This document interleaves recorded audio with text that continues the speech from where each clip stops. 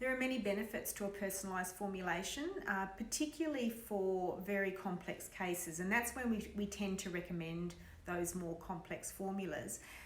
By gathering as much information as we can, we are able to really specifically identify those organs or those systems that are in the disease process that we can target.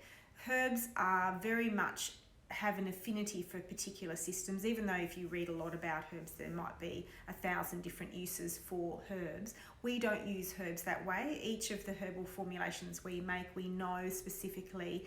For example, if we're using a liver formula specifically, the herbs that we might use are dandelion and St Mary's thistle, which is a very simple and common knowledge that we would use those types of herbs in a formulation. However, there are much more diverse herbs that we use very specifically, for example, for thyroid function, for circulation function, even anti-cancer herbs, herbs like mistletoe, really strong blood detoxifiers. So when we find out that little bit more about what's happening in the system, we can be really specific about what we're trying to do. For example, cancers that respond to sugar, we might actually put in a herb like pomegranate or fennel in order to help regulate blood sugar, therefore supporting the metabolic function.